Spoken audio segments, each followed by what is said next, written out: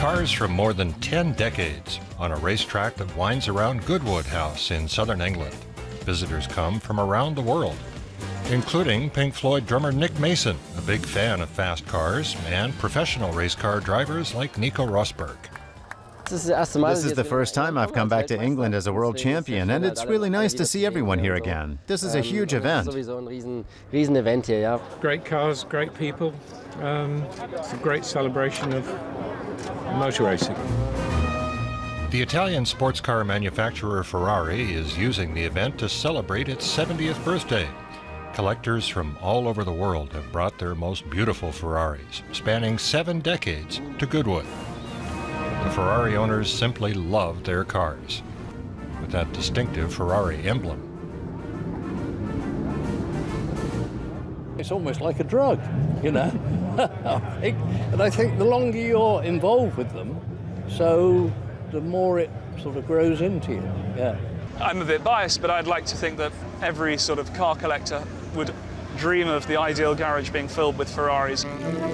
James Cottingham drives a 1971 Ferrari 365 GTB. For decades, he's been searching for valuable Ferraris, but here he sees cars that he's never seen before, like a 1993 F40 Le Mans. A lot of the VIP clients went to Ferrari and said, we want a racing version of the F40. And this was what was born. It was the F40 LM. Less than 20 examples were built. It's really nice to see one because you don't see them very often, being quite a rare car. The very first Ferrari was built in Maranello, Italy in 1947, when Enzo Ferrari ran the company, and it's on view here in Goodwood. Enzo Ferrari loved car races. He built a lot of race cars, and the vehicles he designed for everyday driving were also quite sporty. I was lucky to know Enzo. I raced for him for a year and a half, and I got to know him, and he was an individual man. Everybody else hides behind a board of directors. He was Enzo on his own. A high point of the festival, a sculpture crowned by a Ferrari, was unveiled in front of Goodwood House. Lord March dedicated the sculpture to his friend Bernie Ecclestone, who made Formula One the most successful car racing series in the world. Goodwood has had close ties to both Formula One and Ferrari for decades. There's always been a passion for Ferrari. I mean, Ferraris raced here in the 50s. My grandfather invited Ferraris here to race. And Bernie Ecclestone discovered his love for vintage Ferraris in Goodwood. Super, super. It's nice to see these cars. More important, it's nice to see how they're looked after. The top quality of their chassis and engines make these cars seem new even after 50 years.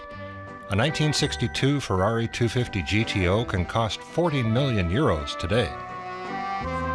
As a production model, I would say the 250 GTO, especially for a road usable car, is the most valuable car in the world, and it's certainly the most thought of and known car. Nick Mason is the proud owner of this GTO. Ferraris fetch the highest and most stable prices on the vintage car market. That's because of their image, an image that their prominent owners are polishing constantly. There's a rarity to it. It's like a great Fender guitar or Stradivarius violin. You know, it's a tool, really. It's not a piece of art. It's different, but it's a tool that embodies so many special things.